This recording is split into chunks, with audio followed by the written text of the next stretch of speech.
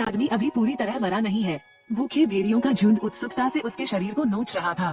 अप्रत्याशित रूप से जब भेड़िए अच्छी तरह से खा रहे थे, एक विशाल एक आंख वाला बाघ दिखाई दिया। भेड़िए डरकर पीछे हट गए। एक आंख वाला बाघ धीरे धीरे लड़के के पास आया, लेकिन ऐसा नहीं लग रहा था कि इसका इरादा उस आदमी को खाने का था। बाघ जोर से दहाड़ा और भेड़िए तुरंत डर से चिल्लाने लगे। एक नजर उन्हें कुत्ते की तरह डरा देती है। केवल अल्फा भेड़िया ही हार नहीं मानना चाहता। परिणाम स्वरूप बाघ ने उसे तुरंत जमीन पर पटक दिया और टुकड़े टुकड़े कर दिया। बाघ ने नेता भेड़िए की गर्दन काट ली और उसका शरीर बाहर फेंक दिया। वो क्रोध से दहाड़ने लगा। भेड़िए डर कर भाग गए। बाघ ने उस लड़के की ओर देखा जो अभी सांस नहीं ले रहा था। इसकी आंखों में थोड़ी उदासी थी, क्योंकि उसे एहसास हुआ कि उसकी जान बचाना असंभव है। लड़के के मरने के बाद बाघ ने उसके शरीर की रक्षा की। उसने उसके चेहरे को चाटा, फिर अपना सिर उठाया और दर्द से चिल्लाया। बाघ ने ऐसा इसलिए किया क्योंकि वो लड़के के पिता को अतीत में उसे न मारने का बदला चुकाना चाहता था। मैंडुक हताश है क्योंकि वो अपने बेटे को नहीं ढूंढ पा रहा है। लेकिन उसे एक परिचित सांस महसूस हुई। जब उसने पीछे मुड़कर देखा तो उसने देखा कि एक आंख वाला बाघ उसके बेटे का शव उसकी ओर ला रहा है। कई वर्षों के बाद एक आदमी और एक बाघ फिर से मिलते हैं। अतीत की यादें भी मन में उभर आईं। उस दिन मैंडुक अपने परिवार का भरण पोषण करने के लिए शिकार करने के लिए पहाड़ों में गया। उसकी मुलाकात एक बाघ से हुई जो अपना शिकार खा रहा था। मैंडुक इसे नुकसान नहीं पहुंचाना चाहता, लेकिन इसी समय बाघ के दोनों बच्चे माँ बाघ की ओर दौड़ पड़े। बाघ के बच्चे ने माँ बाघ की प्रवृत्ति को उत्तेजित कर दिया। वो दहाड़ता हुआ मैंडुक की ओर दौड़ा। मैंडुक को ट्रिगर खींचना पड़ा, लेकिन फिर भी वो जानबूझकर खतरे से बचता रहा। बड़ी मुश्किल से बाघ माँ खड़ी हुई, लेकिन एक गोली इसके सिर में लगी। इस गोली से माँ बाघ की मौत हो गई। बाघ के दोनों बच्चे दौड़कर अपनी माँ के पास पहुँचे। इसमें एक आंख वाला बाघ मैंडुक पर गुस्से से दहाड़ रहा था। उसने ये दृश्य देखा और उसे बहुत ग्लानि महसूस हुई, लेकिन गू ग्योंग बहुत उत्साहित था। इस बार अगर वे एक साथ 3 बाघ पकड़ेंगे तो ऊंचे दाम पर बेचेंगे। गू ग्योंग ने माँ बाघिन को मार डाला और 2 शावकों को भी मारना चाहता था। परिणाम स्वरूप मैंडुक ने उसे रोकने के लिए अपना हाथ उठाया। चलो यहीं रुके, लेकिन गू ग्योंग हार नहीं मानना चाहता। उन्होंने कहा कि हम खाने के लिए हैं। शिकारियों के लिए बाघ से मिलना एक दुर्लभ अच्छी बात है। अभी सर्दी है, भले ही आप उन्हें न मारें, देर सवेर वे भूख या ठंड से मर जाएंगे। लेकिन मैंडुक अन्य शिकारियों से अलग है। उत्तर कोरिया में सबसे अच्छे शिकारी के रूप में वो कभी भी पैसे के लिए शिकार करने के लिए पहाड़ों में नहीं गया। वो बस कुछ खाने की तलाश में था। मैंडुक 2 बाघ शावकों को बचाता है और उन्हें एक पहाड़ी गुफा में ले जाता है। एक रेंगता हुआ अंदर चला गया, लेकिन एक आंख वाला बाघ शावक मैंडुक पर चिल्लाया। मैंडुक ने बस एक बार इसे देखा और फिर चला गया। वो 2 छोटे बाघों को देने के लिए एक जंगली मुर्गी लाया। उन्हें लालच से खाते हुए देखकर मैंडुक फिर चला गया। अगले वर्ष के वसंत की बारिश मैंडुक को एक बाघ शावक की याद दिलाती है। जब वो जांच करने के लिए पहाड़ की गुफा में गया, नम्हा बाघ शीतकाल में भी जीवित नहीं रह सका, लेकिन एक आंख वाला बाघ कहीं नजर नहीं आता। पलक झपकते ही 3 साल बीत गए। आज मैंडुक की शिकारी टीम पर एक बाघ ने हमला कर दिया। जब मैंडुक ने देखा कि अधिकांश लोगों को बाघों ने काटकर मार डाला है, गू ग्योंग ने अपनी पत्नी को गले लगाया जिसकी सांसें रुक गई हैं। उन्होंने मैंडुक को बताया, बाघ गांव की ओर भाग रहा है। यह मैंडुक को घर पर उसकी पत्नी और बच्चों की याद दिलाता है, इसलिए वो घर भाग गया। लेकिन उसकी शिकारी प्रवृत्ति ने उसे रुकने पर मजबूर कर दिया। उसे एहसास हुआ कि बाघ ज्यादा दूर नहीं गया है, बल्कि पास ही घात लगाकर उसके जाल में फंसने का इंतजार कर रहा है। मैंडुक ने ध्यान से चारों ओर देखा। शिकारियों की आपकी टीम को हराने में सक्षम ये बाघ बहुत मजबूत है। इस समय मैंडुक के पीछे गुर्राने की आवाज सुनाई दी। उसने सहजता से गोली चलाई, लेकिन इसके बजाय उसने एक महिला की चीख सुनी। मैंडुक बस जांच करने ही वाला था, तभी मैंने बाघ की गुर्राहट सुनी। वो अपनी जगह पर खड़ा रहा, हिलने की हिम्मत नहीं कर रहा था। लेकिन एक आंख वाले बाघ ने केवल एक बार उसकी ओर देखा और फिर चला गया। क्योंकि इसका उद्देश्य मैंडुक को मारना नहीं है, लेकिन इससे उन्हें किसी प्रियजन को खोने का दर्द भी महसूस हुआ। पता चला कि उसने गलती से महिला को गोली मार दी। यह उसकी पत्नी थी जो 10 वर्षों से अधिक समय तक उसके साथ रही थी। मैंडुक का जीवन रसातल में गिर गया। उसने अपनी बंदूक हटा दी और शिकारी दल से हट गया। जब भी मैं पहाड़ों पर जाता हूँ तो केवल कुछ सस्ती जड़ी बूटियाँ ही चुनता हूँ। लेकिन गू ग्योंग भाग्यशाली था कि बच गया। वो शिकारी दल का नया नेता बन गया। उनकी शिकारियों की टीम बाघों को पकड़ने में माहिर है। यहाँ के बाघ उसके द्वारा मारे गए और बहुत कम बचे थे। शिकारी दल ने फिर एक माँ बाघ को पकड़ लिया। माँ बाघ गू ग्योंग की ओर दौड़ी, लेकिन उसकी गर्दन एक तेज स्टील के तार से कसी हुई थी। ताजा खून ने जमीन पर गिरे पत्तों को लाल कर दिया, लेकिन अभी भी इस पर विजय नहीं पाई जा सकी है। गू ग्योंग ने अपने 2 बाघ शावकों को मार डाला। उसने उनके शरीर को चारे के रूप में इस्तेमाल किया और माँ बाघ को पहले से व्यवस्थित जाल में फंसा लिया। माँ बाघिन अपने शावक के शरीर की रक्षा करती है। गू ग्योंग ने फिर से उस पर बंदूक तान दी। अंत में 3 बाघों के परिवार को शिकारियों की एक टीम ने पकड़ लिया। उन्होंने खूब कटाई की। यह माँ बाघ बड़ी मात्रा में धन का आदान प्रदान करेगी। शिकारी दल गाते हुए बाघ माँ को ले गया, लेकिन एक असली जानवर जंगल में भाग रहा है। ऐसा गुस्सा महसूस होता है जैसा पहले कभी नहीं हुआ, लेकिन यह एक चट्टान से अवरुद्ध हो गया था। इसके लिए धन्यवाद। शिकारी दल भागने में भाग्यशाली रहा। अपनी पत्नी और बच्चों के शवों को इंसानों द्वारा ले जाते हुए देखना। एक आंख वाले बाघ की दहाड़ पूरे पहाड़ में गूंज उठी।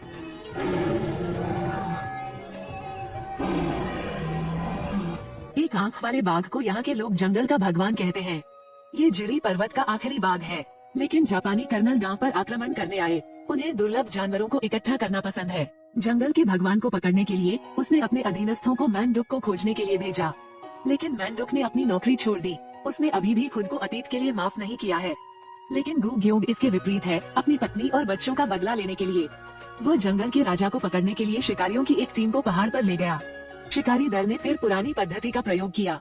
2 बाघ शावकों के शरीर को चारे के रूप में उपयोग करें और चारों ओर जाल बिछा दें।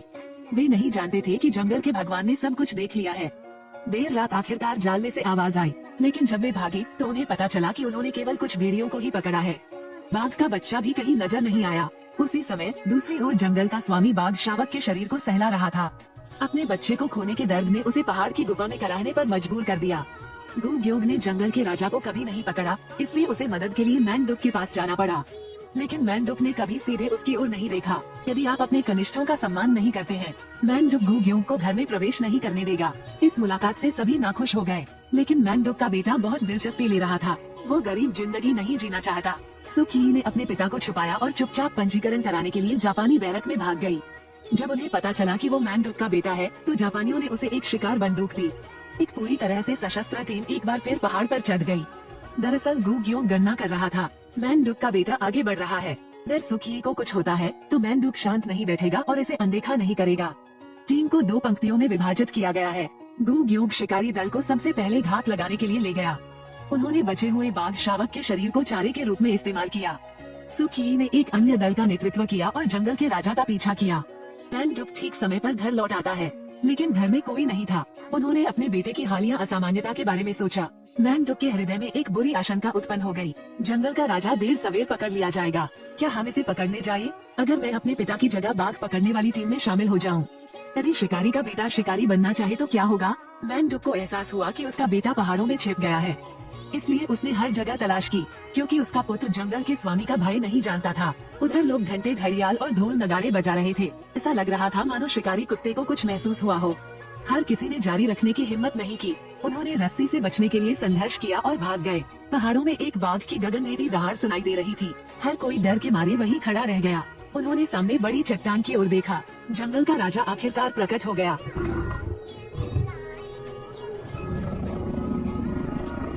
जो मनुष्य अभी अभी अहंकारी हो रहे थे, उन्होंने अब अपनी आंखें चौड़ी कर ली। जंगल का राजा इंसानियत देखता है। पूरी टीम सामने डरी हुई चींटियों के झुंड की तरह थी। जंगल का राजा जोर से दहाड़ा। लोग अफरा तफरी में थे और इधर उधर भाग रहे थे, लेकिन जंगल के भगवान ने उन्हें माफ करने का इरादा नहीं किया। वो चाहता है कि उसकी पत्नी और बच्चों को मारने वाले इन हत्यारों को इसकी कीमत चुकानी पड़े। जंगल के भगवान के वध के तहत शुद्ध सफेद बर्फ लाल नरक में बदल गई। सुखी जंगल के भगवान के डर को भी जानता है। वो एक पेड़ के पीछे छिप गया, हिलने की हिम्मत नहीं कर रहा था। उसके बगल वाले व्यक्ति को वन भगवान ने मार डाला। सुखी को अपने पिता की सलाह न मानने का अफसोस है। जंगल का राजा धीरे धीरे उसके पास आया। सौभाग्य से सुखी को मैनडुक की गंध महसूस हुई, इसलिए जंगल के राजा ने उसे कोई नुकसान नहीं पहुंचाया। लेकिन जब वह जाने वाला था, सुखी के पीछे जापानी सैनिकों ने बंदूकें पकड़ ली। जंगल का राजा तुरंत क्रोधित हो गया, लेकिन सुखी ने गलत समझा कि यह उस पर हमला करना चाहता है, इसलिए उसने बंदूक उठाई और गोली चला दी। गू ग्योंग को आने में बहुत देर हो चुकी थी। उसे एहसास हुआ कि वो जंगल के भगवान द्वारा फंसाया गया था। उन्होंने अपने कनिष्ठों को बाघ के बच्चे को खोजने का आदेश दिया। सुखी को वन भगवान ने थप्पड़ मारा और मदद मांगने के लिए अपना हाथ उठाया, लेकिन जंगल का भगवान पहले ही नर्म पड़ गया है। यदि सुखी का तुरंत इलाज किया जाए तो वो अभी भी जीवित रह सकता है। लेकिन गू ग्योंग नफरत से अंधा हो गया था। वो सिर्फ जंगल के भगवान को मारना चाहता है और सुखी की परवाह नहीं करता है। आखिरकार जंगल के राजा को बचे हुए बाघ शावक का शव भी मिल गया।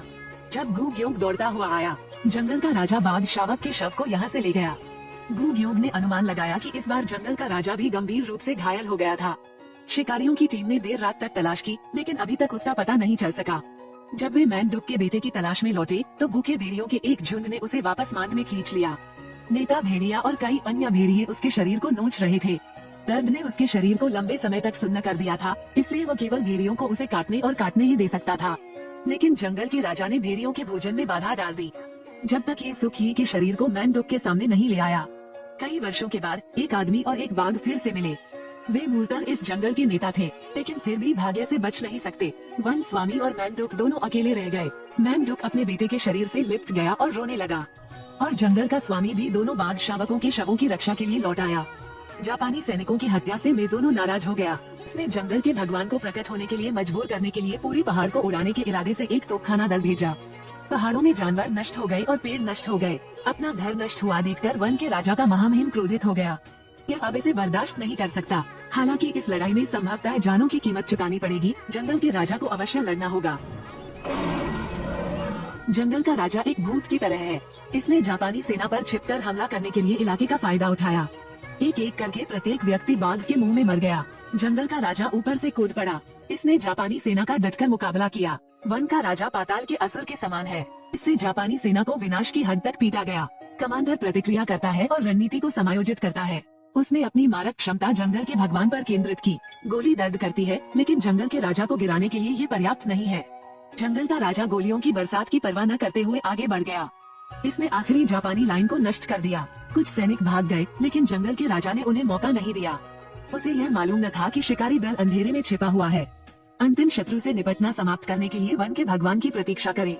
गुग्योग ने भी मौके का फायदा उठाया और ट्रिगर दबा दिया। पकड़ लो। शिकारी दल जंगल के राजा को कसकर पकड़ने के लिए दौड़ा। गुग्योग व्यक्तिगत रूप से इसे मारना चाहता था। जंगल के राजा ने उसे देखा तो क्रोधित हो गया। कुछ साल पहले उसने उसकी मां की गोली मारकर हत्या कर दी थी। उसने अपनी पत्नी और बच्चों की भी गोली मारकर हत्या कर दी। जंगल का राजा रस्सियों से बचने के लिए संघर्ष करता रहा। इसने गुग्योग को थप्पड़ मारा और एक अन्य व्यक्ति की चाकू मारकर हत्या कर दी।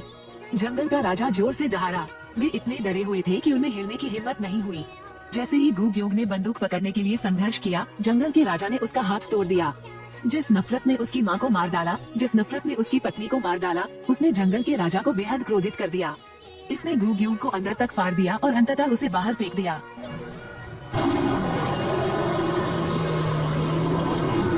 जंगल का राजा गंभीर रूप से घायल हो गया।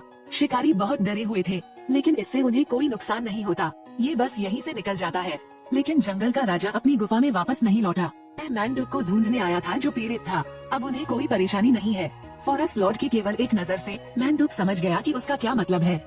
दोनों राजाओं के बीच युद्ध एक अनकहा वादा बन गया। मैंडुक ने धूल से ढकी बंदूक निकाल ली। फिर अपने घर में आग लगाने के लिए फायर स्टार्टर का उपयोग करें। वो आखिरी बार था जब मैंडुक ने अपने बेटे को देखा था। सुखी, पिताजी तुम्हें ढूंढने आ रहे हैं। और यह गुफा के अंदर 2 बाघ शावकों के शव भी ले आया। मैंडुक के साथ युद्ध के कारण वन भगवान ने नहीं सोचा था कि वो जीवित लौट सकता है। मैंडुक माउंट जिरी की चोटी पर चढ़ गया। वो जंगल के भगवान के आने की प्रतीक्षा में जमीन पर बैठ गया। वन के भगवान ने अंततः घायल शरीर को यहाँ खींच लिया। मैंडुक ने जंगल के भगवान को ईमानदारी से प्रणाम किया। ये पर्वत देवता जिरी को सबसे अच्छी श्रद्धांजलि है। मैंडुक ने जंगल के भगवान पर अपनी बंदूक तान दी। जंगल का राजा दहाड़ता हुआ उसकी ओर दौड़ा। फिर मैंडुक ने ट्रिगर खींच लिया।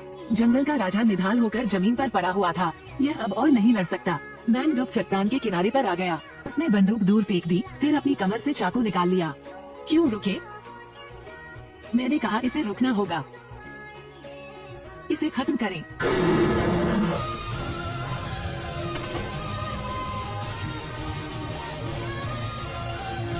कहानी के अंत में मैंडुक और जंगल का राजा दोनों चट्टान से नीचे गिर गए। अब उनके बारे में कोई खबर नहीं सुनता और उनके बीच की नाराजगी भी सफेद बर्फ के नीचे दब गई है। मैंडुक और जंगल के राजा प्रत्येक का अपना खुशहाल परिवार था। लोग और जानवर दोनों अपने बच्चों से प्यार करते हैं। दया करना ईमानदार होना है। इंसानों के लिए जीवन केवल एक बार मिलता है। यही बात जानवरों पर भी लागू होती है। प्रत्येक जीवन में कोई भेद नहीं होता। ये तो बस एक बड़ी मछली है जो छोटी मछली को निगल रही है। हम जीवन का सम्मान करते हैं और जीवन से डरते भी हैं। और उन जानवरों के प्रति आभारी रहें जो हमारे जीवन को लंबा करने में हमारी मदद करते हैं।